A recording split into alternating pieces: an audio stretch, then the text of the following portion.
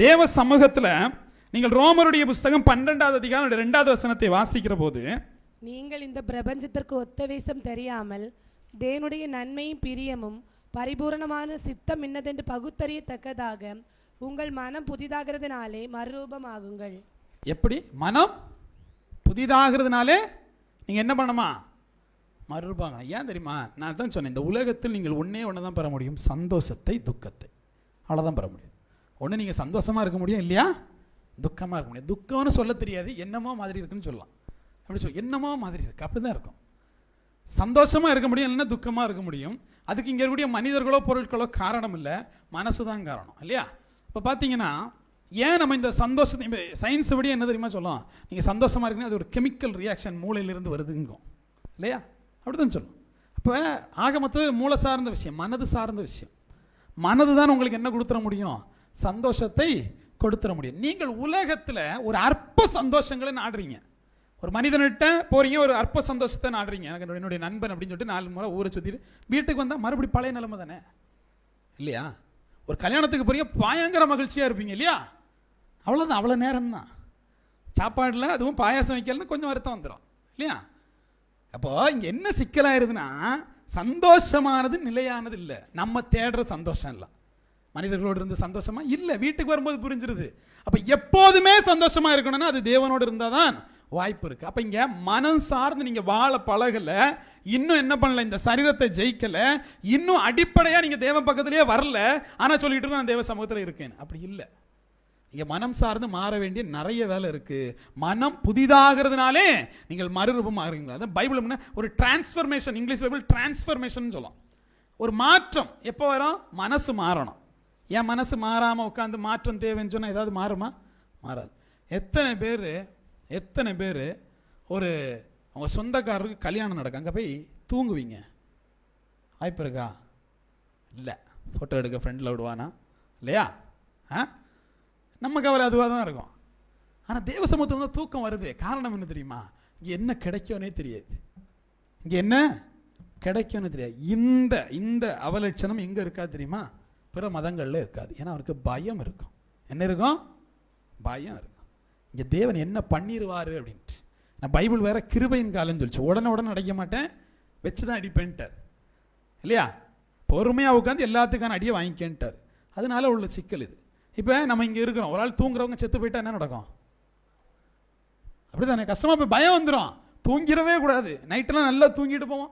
இல்லை என்ன பண்ணுவோம், கையில் கொஞ்சம் தண்ணி எடுத்துகிட்டு போவோம். தூக்கம் வந்தால் கண்ணில் ஊற்றிப்போம், இல்லையா? ஏன்? பயத்தினால். என் தேவன் பயத்தினால் அதை எதிர்பார்க்கவே இல்லை. உங்கள்கிட்ட மனசார அதை எதிர்பார்க்கிறார்.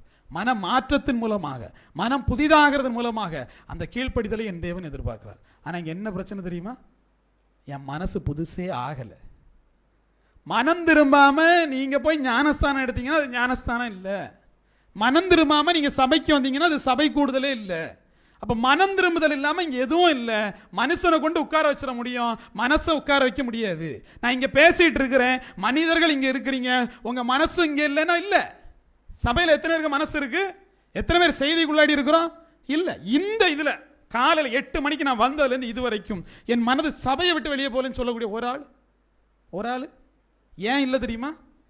இன்னும் என் மனது என் கட்டுப்பாட்டிலே இல்லை. இன்னும் என் மனம் என் தேவனை ஆராதிக்கவே ஆரம்பிக்கல. கடவுள் யாரு அப்படிங்கிற இடத்துக்கு நான் போக ஆரம்பிக்கல. உண்மையிலேயே நீங்கள் தேவ சமூகத்தை உணர்ந்து விட்டீர்கள் என்று சொன்னால், மனதினூடாக ஆராதிக்க ஆரம்பிச்சிட்டீங்கன்னா தேவ சமூகத்தில் வரும்போது சந்தோஷம் இருக்கும். தேவ சமூகத்தில் வரும்போது ஒரு சந்தோஷம் இருக்கும். இப்போ பேசும்போது நமக்கு பேச்ச முடிக்க தோணாது. ஏன்? மனதார நீங்கள் தேவ சமூகத்தில் இருந்து வேதத்தை குறித்து பேசுற போது. ஆனால் கேட்கும் போது மனசு காயுதுன்னா அந்த மனசுக்கு தேவ வார்த்தையில் அது வேற ஏதோ ஒன்று நாடிட்டு இருக்கு, அது வெளியே இருக்கு. உங்க மனசு தேடுற ஒரு விஷயம் வெளியே இருக்கு, அதனால அது வெளியே சிந்திச்சுக்கிட்டு இருக்கு. இப்படிப்பட்ட உங்களை தேவன் ஆசீர்வாதிப்பார் நினைச்சீங்கன்னா அது தப்பு. அது இல்லை, யாருக்கும் இல்லை. விதவையை கூட்டு வந்தோன்னா கருணைப்பட்டு எதையும் கொடுக்கல, செஞ்சுட்டு வான்னாரு. செய்யாம ஆசீர்வாதம் கொடுன்னு சொன்னா நடக்காது. காலியான பாத்திரத்தை கேட்டு வாங்காம இருந்திருந்தா அந்த கடன் அங்க தீர்ந்திருக்காது. அப்ப தேவனுக்கு கீழ்ப்படியாமல் நீங்கள் தேவ சமூகத்தில் எதையும் என்ன பண்ண முடியாது, பெற்றுக்கொள்ள முடியாது. அப்ப மனம் இங்க என்ன செய்யணும்? புதிதாக்கணும். மனம் புதிதாக்குறதுன்னு எப்படி தெரியுமா? நேத்தைக்கு நான் அடிச்சு போட்டான் அப்படிங்கிறது மனசுல இருந்துச்சுன்னா இன்னைக்கு நேத்தையிலே தான் நான் நிற்பேன். புரியுதா உங்களுக்கு? இன்னைக்கு நேத்தையிலே தான் நிற்பேன். இன்னைக்குள்ள வாழ்க்கை எனக்கு வாழ முடியாது. என் முன்னாடி யாரோ ஒரு ஆள் வராங்க, வந்து நிற்கிறாங்க. இவர்கள் நேத்தைக்கு செய்ததை நினைச்சேன்னா நான் நேத்தையில தான் நிற்கிறேன். இன்னைய தினத்தை என்னால் என்ன செய்ய முடியாது, வாழ முடியாது. அப்போ என் மனசு புதிதாகல, நேத்தைக்குள்ள நினைவிலேயே நிற்குது. அது அந்த இடத்துல தான் நிற்குது. எப்போ என்னை திட்டுனாங்களோ, எப்போ என்னை முறைச்சாங்களோ அந்த இடத்துல நிற்குது. நான் எதை வாழலை, நிகழ்காலத்தில் வாழலை. 1000 தான் இருந்தாலும் இவன் இப்படி பேசி போட்டான்ல, 1000 தான் இருந்தாலும் இவன் இப்படி செஞ்சு போட்டான்ல, அந்த மனசு புதிதாகவே இல்லை. இது பழைய தகர டப்பா. இது என்ன செய்ய, இதை வச்சு ஒரு பிரயோஜனம் இல்லை. அப்படித்தானே? பழைய பைக்கை வச்சுக்கிட்டு ஓடலைன்னா முதல்ல பைக்கை மாற்றணும் இல்லையா? ஓடக்கூடிய இன்ஜினை வைக்கணும். இங்கே நிறைய பேருக்கு பழைய இன்ஜின் ஓடிட்டு இருக்கு. எப்படி தெரியுமா? 10 நாளைக்கு முன்னாடி உள்ளது, 15 நாளைக்கு முன்னாடி உள்ளது, 5 வருஷத்துக்கு முன்னாடி உள்ளது மட்டும்தான் நினைவில் இருக்கே தவிர, இந்த நொடி நான் தேவனுக்காக வாழ, இந்த நிமிடத்தில் நான் தேவனை ஆராதிக்க இல்லை, தேவனை மகிமைப்படுத்த இல்லை, அன்பை வெளிப்படுத்த என்ன பண்ணணும் இல்லை. நீங்கள் இந்த நொடி வாழ ஆரம்பிச்சீங்கன்னா உங்களுக்கு எதிரின்னு ஒருத்தன் இருக்க மாட்டான். எப்படி இருப்பான்? இந்த நொடி வாழ ஆரம்பிச்சீங்கன்னா எதிரின்னு ஒருத்தன் இருப்பானா? போன நொடியை சிந்திச்சாதான் எதிரின்னு ஒருத்தனே. இந்த நொடியை சிந்திச்சு வாழக்கூடியவங்களுக்கு யாரும் எதிரி இல்லை. அடுத்த நொடி என்னோடது இல்லைங்கிற இடத்துக்கு நீங்கள் வந்தால் மட்டும்தான் இந்த நொடியை நீங்கள் வாழ முடியும். ஆனால் இங்கே இருக்க முக்காவாசி பேர் 10 வருஷத்துக்கு முன்னாடி இருக்கும், 5 வருஷத்துக்கு முன்னாடி இருக்கும். ஒவ்வொரு ஆளுக்கும் ஒவ்வொரு வருஷங்களுக்கு முன்னாடி நம்ம உட்கார்ந்துட்டு பகையை மனசில் வச்சுக்கிட்டு நான் புதிதாக பிறந்துட்டேன் அப்படின்னா அதனால எந்த பிரயோஜனமும் இல்லை.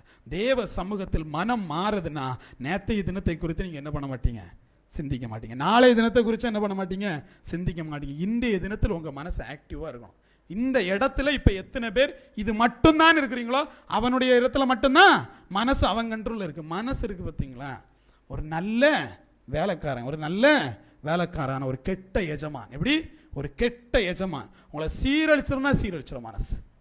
மனசு ஒரு கெட்ட எஜமான், ஆனால் நல்ல வேலைக்காரன். உங்கள் மனசு நினைச்சா நீங்கள் எதையும் சாதிக்க முடியும். ஆனால் உங்கள் மனசு உங்களை இயக்க ஆரம்பிச்சுட்டா உங்களை சீரழிச்சிட முடியும். மனசுங்கிறது எனக்கு வேலை பார்க்க தேவன் கொடுத்ததே தவிர அது சொல்றபடிலாம் நான் வேலை பார்க்க முடியாது. தாவீது அது சொல்றபடி எப்ப வேலை பார்த்தானோ அப்பவே தேவ சமூகத்தில் என்ன பண்ணா, ஆசீர்வாதத்தை இழந்து போனான். அது வரைக்கும் நல்ல ஆசீர்வாதம். எப்ப மனசு சொல்றது, மனசு அவனை அதிகாரப்படுத்த ஆரம்பிச்சதோ அப்பவே போருக்கு போக வேண்டியவன் வீட்டில் உட்கார ஆரம்பிச்சான். தேவனுடைய செயலை செய்யாமல் பாவத்தை செய்ய ஆரம்பிச்சான். அப்ப நீங்க இன்னைக்கு மனசு என் வேலைக்காரனா இருக்கா இல்லை என் முதலாளியா இருக்கான்னு பார்க்கணும். பேசக்கூடிய என் வார்த்தை உங்களுக்கு 10 விதமா புலப்படுதா? அது கோபம் வருதா? அது பிரச்சனை வருதா? சிக்கல் என்கிட்ட இல்லை, உங்க மனசுல இருக்கு. உண்மையாவே அதுதான். இங்க இருக்கக்கூடியவங்கள்ட்ட நான் ஒன்று சொல்றேன். என்கிட்ட வந்து ஒருத்தர் நீ ஒழுங்கா இருன்னு சொல்றாருன்னா அதை நான் 2 விதத்தில் எடுத்துக்க முடியும். என் மீது அக்கறை இருக்கு, உரிமை இருக்கு, ஒழுங்கா இருன்னு சொல்றாங்க, எடுத்துக்க முடியும். எப்படி என்ன பார்த்து சொல்லிடலாம், எடுத்துக்க முடியும். இப்போ இது யார்கிட்ட இருக்கு? என் மனம் சார்ந்த விஷயம். அப்ப வெளியிலிருந்து ஒன்று வருவது ஒன்று என்ன தீட்டுப்படுத்தாது, வெளியேந்து வரக்கூடிய ஒன்று என்ன தீட்டுப்படுத்தாது. என் மனசு சரியில்லைன்னா அது என்ன தீட்டுப்படுத்திக்கிட்டே இருக்கும். அப்போ தேவ சமூகத்தில் இருக்கக்கூடிய பல பேர் நேற்றைய தினத்தில் வாழ்ந்துட்டு இருக்கிறீங்க, வாங்க இன்னைய தினத்தை வாழுவோம் இல்லையா? தேவ சமூகத்தில் நேற்றைய கசப்புகள் எல்லாம் விட்டுட்டு இன்னைக்கு நீங்கள் வாழ ஆரம்பிக்கலைன்னா உங்களுக்கு என்ன இல்லை தெரியுமா? இன்னையோட ஆசீர்வாதம் இல்லை. உதாரணத்திற்கு நான் உங்களை எல்லாம் கொண்டு போய் ஒரு கடற்கரை ஓரமாக உட்கார வச்சுட்டேன். அதில் உட்கார்ந்துருக்கிற போது உட்கார்ந்துருக்கணும் எல்லாருடைய மனசையும் நீங்கள் ரீட் பண்ணி பார்த்தீங்கன்னா எப்படி இருக்கும்? நாளைக்கு வியாபாரம் போகணுமே, நாளைக்கு ஒரு 10,000 ரூபா தேவைப்படுது இல்லையா? இப்போ நம்ம என்ன கதை நடக்கலை. முன்னாடி இருக்கக்கூடிய கடல், அலை, காற்று, இது என்னன்னு நான் அனுபவிக்கலை, இது என்னன்னு தெரிஞ்சுக்க கூட நான் ஆசைப்படலை. என்ன காரணம் தெரியுமா? சொர்க்கத்தின் கதவே இங்கே இருந்தாலும் திறந்து போக மாட்டீங்க. ஏன்? நம்ம சிந்திச்சுட்டு இருக்கிறதே இருக்கும், நாளானைக்கு உள்ள கவலையை குறித்து, நேத்தையை குறித்த துக்கத்தை குறித்து வாழவே முடியாது. தேவ சமூகத்தில் நான் இப்போ திருப்பி சொல்கிறேன், இந்த கிறிஸ்தவ உலகம் எப்படி ஆகிப்போச்சுன்னா சண்டே வரணும் போகணும்னு ஆகிப்போச்சு. உண்மையிலே நீங்கள் பண்ண வேண்டியது என்ன தெரியுமா? மனதார தேவ சமூகத்தில் போகிறதுங்கிறது அது ஒரு பெரும் மாற்றம். அது ஒரு பெரும் மாற்றம். யாஷ்வா உலகத்தில் இருந்தபோது முதலாவது பண்ணது என்ன தெரியுமா? மனதை புதிதாக்குனார். என்ன பண்ணார்? போய் தனித்திருந்து உபவாசித்தார், ஜெபித்தார். போய் தனித்திருந்து உபவாசித்தார், ஜெபித்தார். உபவாசித்து ஜெபித்து தான் உங்கள் மனசை உங்கள் கைக்குள்ளே கொண்டு வர முடியும். உபவாசித்து ஜெபித்து தான் உங்கள் மனசை உங்கள் கைக்குள்ளே கொண்டு வர முடியும். மனசை உங்கள் கைக்குள்ளே கொண்டு வந்த பிறகு தான் வெளியே இருந்து உங்களுக்கு போராட்டம் வரும். நிறைய பேர் நம்பிட்டு இருக்கிறீங்க பிசாசு என்னை தொல்லப்படுத்தினான்னு. சத்தியமா இல்லை. எவன் ஒருவன் மனசை கட்டுப்படுத்தினானோ அடுத்த நாள்ல இருந்து அவனுக்கு பிசாசுக்கான போராட்டம். நான் சொல்ற புரியுதுல உங்களுக்கு? எவன் ஒருவன் தன் மனதை கட்டுப்படுத்தினானோ அவனுக்கு மட்டும்தான் பிசாசின் போராட்டம். அப்போ உங்கள்கிட்ட எல்லாம் இருக்கிறது அப்போ உங்கள்கிட்ட எல்லாம் இருக்கிறது பாருங்க, என் தந்தைக்கு சுகர் இருந்தா எனக்கு வந்துருமா? எப்படி? என் தந்தைக்கு சுகர் இருந்தா எனக்கு வந்துருமா? எப்படி வருது? ஜெனட்டிக்கலா வந்துட முடியும்னா நீங்க உள்ள இப்ப சேர்த்து வைக்கிறீங்களா எண்ணம், இதை யாருக்கும் கொடுக்க மாட்டீங்க, உங்க பிள்ளைக்கு கொடுப்பீங்க. யாருக்கு கொடுப்பீங்க? இந்த எண்ணோட்டத்தை எல்லாம் உங்க பிள்ளைக்கு கொடுப்பீங்க. நான் பேசுற மேக்சிமம் வேதத்துல இருந்து பேசுறேன், உங்களுக்கு புரியும். நான் என்ன சொல்றேன்னா, நீங்கள் சேர்த்து வைக்கக்கூடிய இந்த எண்ணங்கள் எல்லாம் உங்க பிள்ளைக்கு கடத்திட்டு போறீங்க.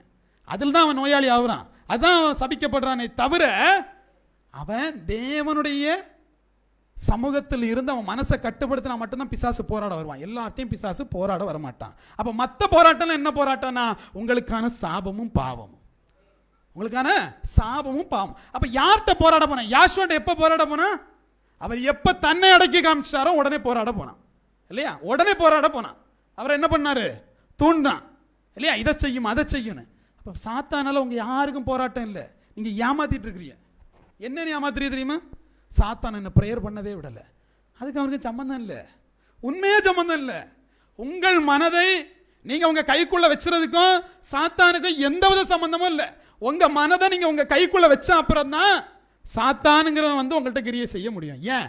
அப்பதான் இவன் என்ன பண்ணிட்டான், இவன் தன்னுடைய மனசை அவன் கண்ட்ரோல்ல வச்சிருக்கிறான். இவன் தேவ சமூகத்தில் போயிடக்கூடாதுன்னு உங்களை தடுக்க முடியும். அப்ப இங்க இருக்க யாரும் சாத்தானுக்கு எதிரி இல்லை. சாத்தானை கட்டுகிறேன், ஒன்னும் கட்டணும், அவன் பாட்டுக்கு சும்மா இருக்கான். இப்ப பிரச்சனை என்ன தெரியுமா? நீங்க உங்களை கட்டுறதுதான் பிரச்சனை. யாரை கட்டணும்? நீங்க உங்களை கட்டணும், உங்க சிந்தனையை கட்டணும், உங்க மனசை முதல்ல புதிதாக்கணும். அப்படி பார்த்தா நீங்க ஞானஸ்தானம் எடுத்ததுல இருந்தே ஒரு சின்ன பிள்ளை இங்க இருக்கு. என்ன இருக்கு? மனம் திரும்பாம எல்லாத்தையும் பண்ணிட்டு வரீங்க. மனம் திரும்பாம தேவனுக்கு ஞானஸ்தானம், மனம் திரும்பாம மறுபடியும் அதே பாவம் அதே பாவம்னு சொன்னா நீங்கள் என்னவும் பண்ணுங்க, பரலோகத்தை உள்ள கொண்டு போனா சவுட்டி வெளியே தள்ளுவார். ஏன் நீங்களா போக மாட்டீங்க? நாங்களா தள்ளி இப்படி உள்ள விட்டாலும் அங்கேருந்து பிடிச்சி வெளியே போட்டுருவார். என்ன காரணம்? மனசு சரியில்லை. அப்ப மனதார தேவனை உணர தெரியாதவங்க இங்க உட்கார்ந்து இருந்துட்டு ஒன்றும் பண்ண முடியாது. ஒரு படம் பார்த்துட்டு இருப்பீங்க, சிந்தனை வெளியே போகும், அட்வர்டைஸ்மெண்ட் போட்டால் திட்டுவோம், ஏன்டா பிரேக்கை இந்த நேரத்தில் போட்ட இல்லையா? ஏன்? ஆர்வம், மனதார ஒரு கனெக்ஷன் இருக்கும். ஆனால் இங்கே இருக்க மாட்டேங்குது. வேதத்திலேயோ தேவ சமூகத்திலேயோ இல்லை அந்த கனெக்ஷனு இல்லையா? பிள்ளைகளை விளையாட விட்டீங்கன்னா ரெண்டு பிள்ளைய பார்த்தோன்னா பயங்கர சந்தோஷம் ஆயிரும் இல்லையா? ஏன்னா ஒரு கனெக்ஷன். இங்கே ரெண்டு விசுவாசியை சேர்த்து விடுங்க, அடிச்சு மாறுவான், ஆம்புலன்ஸை கூப்பிட்ற மாதிரி இருக்கு. என்ன காரணம்? ஏன்னா அவ்வளவு பிணைப்பு, அவ்வளவு பாசம். நான் என்ன சொல்றேன்னா, தேவ சமூகத்தில் மனதார ஒரு மாற்றம் இல்லாம நீங்க உங்களை ஏமாத்திட்டு இருப்பீங்களே தவிர ஆசீர்வாதம் வராது. முதல் படி என்ன தெரியுமா? பிசாசிட்ட எல்லாம் போராடாதுங்க, உங்க மனசுட்ட போராடுங்க. எங்க போடணும்? உங்களுடைய மனதிட்ட போராடணும். பாஸ்டர் நான் நல்லா ஜெபித்து பார்க்குறேன், ஜெபமே வரல, எனக்காக ஜெபியுங்கள். நான் போன வாரம்லாம் ஒரு கண்கொள்ளா காட்சி, பாஸ்டர் ஜெபிங்க, பாஸ்டர்மா ஜெபிங்கண்ணா. நான் திடீர்னு உள்ள வந்தேனா, எனக்கு எப்படி இருந்துச்சுன்னா, திடீர்னு நம்ம பாஸ்டர் ஜெபிங்க பாஸ்டர்மா ஜெபிங்க அப்படின்னு சொல்லும்போது இவங்க ஒழுங்கா ஜெபிக்கலன்னு சொல்லிட்டு ஜெபிக்க சொல்றாங்க போல அப்படின்னு இருந்துச்சு. சிக்கல் தெரியுமா? நான் உங்களுக்காக என்ன ஜெபித்தாலும் எதுவும் நடக்க போறதில்ல, உங்க மனசு மாறாம, உங்க மனசு மாறாம உங்களுடைய மனதில் இருந்து தான் மாற்றம் வரணுமே தவிர நான் உட்கார்ந்து இங்க முட்டி போட்டு ஜெபித்தாலும் ஒன்றும் நடக்க போறதில்லை. எதை மாற்றிவிட முடியும் என்று சொன்னால் உங்க சாபக்கட்டையும் உங்க பாவக்கட்டு இருக்கு இல்லையா, அதனால் வரக்கூடிய பிரச்சனையை மாற்ற முடியும். இங்க நீங்கள் உங்களை கட்டுப்படுத்தாம நீங்க அடுத்த நிலைக்கே போக முடியாது. உங்க மனது உங்க கைக்குள்ள இல்லாம நீங்க அடுத்த நிலைக்கே போக முடியாது. எந்த நிலை? பிசாசு கூட போராட. உங்களுக்கு ஒன்று புரியுதா? பூச்சாண்டின்னு வரவே இல்லை, அதுக்குலாம் நீங்க பூச்சாண்டின்னு உட்காந்தாங்க பிரேயர். சாத்தான் உங்க கூட எல்லாம் சண்டை வைக்கிற அளவுக்கு நீங்க ஒருத்தான ஆளான்னு போய் கண்ணாடியில பாருங்க. அப்படி ஒன்றும் இல்லை. எவன் ஒருவன் தன்னைத்தானே அடக்கிட்டானோ, எவன் ஒருவன் தன்னுடைய கண்டுள்ள மனசை வச்சிருக்கானோ அவனுக்கு தான் இந்த உலகத்தில் இருக்கக்கூடிய இச்சையோடு போராட்டம். நல்லா பாருங்க, பாவம் உங்கள்கிட்ட தேடி வருதா? நீங்க பாவத்தை தேடி போறீங்களா? ஒரு பாவமும் உங்களை தேடி வரல, நீங்களா போய் செஞ்சுட்டு பிசாசு என்னை வஞ்சித்தான். அவ்வளவுதான், உண்மை தான். ஏன்னா உங்கள்கிட்ட கொண்டு வந்து பாவத்தை திணிக்கிற அளவுக்கெல்லாம் நீங்க என்ன பண்ணல, தேவ சமூகத்தில் வளரல. நீங்க உங்க பாட்டுக்கு இருக்கிறீங்க, உங்களுக்கு தான் பிசாசுக்கு தெரியும், அவன் சும்மாவே கத்தி செத்து போயிடுவான். விடு. யாரை தேடி வருவான் தெரியுமா? எவன் ஒருவன் யாஷுவாவை போல உபவாசித்து ஜெபித்து தன் மனதை தன்னுடைய கட்டுப்பாட்டில் வைத்து பாவம் அணுகாதபடி காத்துக் கொள்றானோ அவன்கிட்ட போய் தட்டுவான் பிசாசு, இதை பண்ணு அதை பண்ணுன்ட்டு.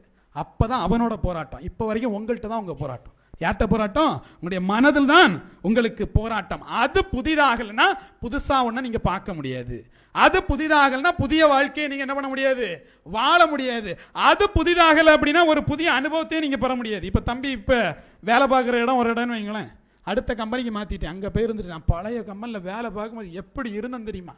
இந்த வேலை உருப்படாது. இங்கே உள்ள அனுபவத்தை அவன் பெற முடியாது. இங்கே இருக்கக்கூடிய பொருட்களை கண்ணை திறந்து பார்க்க முடியாது. அங்கே எவன் என்ன பண்ணாலும் குற்றமாக இருக்கும். காரணம் இடம் தவறு பண்ணல, இங்கே மனசு தவறாக இருக்கு. இடம் மாறினாலும் மனசு மாறலைன்னா அதனால எந்த பிரயோஜனம் இல்லை. அப்போ உண்மையிலே நீங்கள் தேவ சமூகத்தில் போறீங்கன்னா ஒன்றை புரிஞ்சுக்கோங்க. சீஷர்கள் தன்னுடைய மனதை மாற்றினபடினால தான் சீஷர்கள். திருப்பி மீன் பிடிக்க போனானா? அவனுக்கான வேலையை பார்த்தானா? இல்லை, மனதார மாறினா. உங்களை வேலைக்கு போகாதுங்கன்னு சொல்ல, வேலை எதுக்காக பண்றேன்னு தெரிஞ்சு பண்றேன். வேலை இதுக்காக தான் பண்றேன்னு தெரிஞ்சு பண்ண.